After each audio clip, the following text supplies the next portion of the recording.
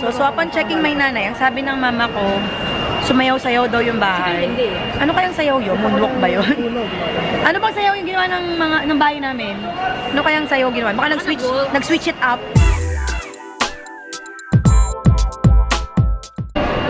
Hello guys! Katatapos lang po nung Lindol, hindi namin alam kung gaano kalakas yun. Pero ang tagal niya, nakakakaba sobra. Alam niyo yung dito sa Trinoma, yung mga display dyan, talagang ganun yung uga niya, ganun.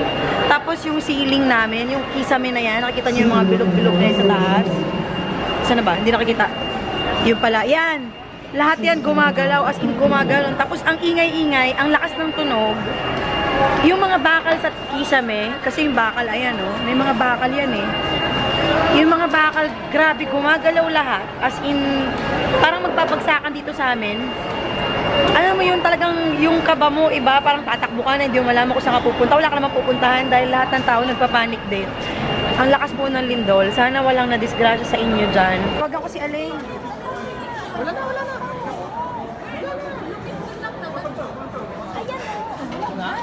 Umuuga pa tayo.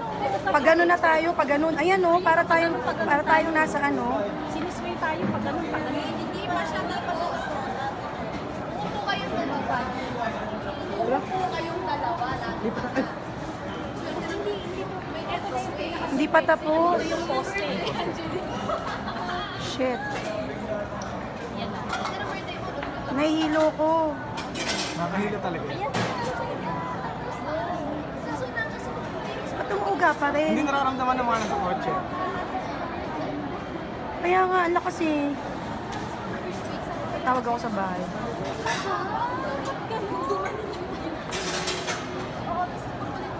May konti pa. Wala na.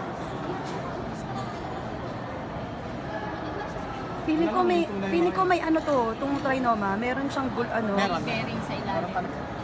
Kasi ganun kalakas. Kung walang bearing. Nabidyoan ko konting-konti lang sa cellphone ko, yung pag-sway-sway nitong, ano ba tawag dyan? Chandelier? Yan, yung nandyan sa gitna na yan. Yan, nabidyoan ko kung paano siya nag-sway-sway ng ganun. Pero yun yung pinaka-aftershock niya na. Pero yung kanina, yung gumaganon-ganon kami, hindi ko nakuhaan. Sayang, sis, grabe, kabado ako. Ang una kong ginawa, nagkakapi ako nun. Grabe po yung kape ko, natapon nga eh. Ayan, oh, sa sobrang lakas.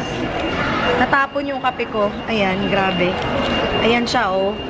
Dapat eh, walang tapon yan dahil hindi naman ganun ka ano yung kape ko. Pero, nag-shake-shake talaga, tapon siya. Tapos, yung laptop nandito sa baba, yung donut nandito. Ang una kong sinave, yung donut, niyakap ko siya. Nakakaloka. Wala na ako sa sarili ko, hindi ko alam ba't yung donut agad yung sinave. Save your donut! Donut tsaka yung coffee mo. Yung coffee, hindi ko alam kung paano ko siya bubuhatin, di ba? Kinakabahan ako, hindi ko alam kung anong gagawin Sabi ko. niya sa akin yan, hindi ako kumatayo. Hindi siya makadaan. Hindi ako makadaan, syempre. Tingnan mo naman, skip ko dito. Sabi ko, paano gagawin? Ayoko kasi na lugar ko, nasa ano ko, parang veranda.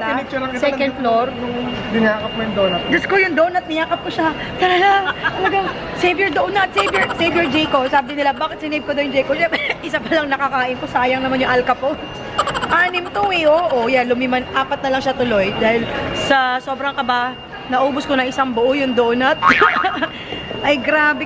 Sobrang nakakaba talaga. Hindi ko alam kung ilang intensity yan. Pero, nakuha namin ng video yung pag-sway-sway nitong ano, chandelier. Chandelier yan, di ba? Tawag dyan. Ganoon na rin. Basta yung design dito, nakuha namin kung paano siya nag-sway-sway ng pag ganon. After nung nangyari yun, tumawag agad ako sa bahay. Actually, nakareceive agad ako ng text sa tatay ko, sa anak ko. Yung anak ko nasa school para daw nag-tsunami yung pool nila kasi nag-swimming lesson sila ngayon. Tapos yung pamangkin ko nasa Lilac, nag-aano siya, siguro kumakain sa labas. Yung nanay ko lang naiwan sa bahay kasama yung mga aso. So upon checking my nanay, ang sabi ng mama ko, sumayaw-sayaw daw yung bahay. Ano kayang sayaw yun? Moonwalk ba yun? Ano bang sayaw yung ginawa ng bahay namin? Ano kayang sayaw ginawa? Baka nag-switch it up. Switch it up. Kasi yung mga aso tulog. Yan, yung mga aso tulog daw. Yung mga aso namin kakapuyat kasi na isang araw na walan sila ng aircon. Nawala ng aircon yung mga aso. Napuyat sila. So yung mga aso yung tulog, nagbabawi ng ng puyat. Sana okay lang kayo guys. Yung kasama ko dito masuka-suka na. Kailan suka ka na, Kail? Kail, suka ka? Hindi naman.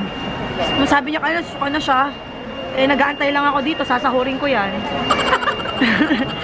Grabe pa experience na yan. So ito na yata yung sign na kailangan magbagong buhay na tayo, magpakabait tayo. Yung mga kaaway natin, batiin natin.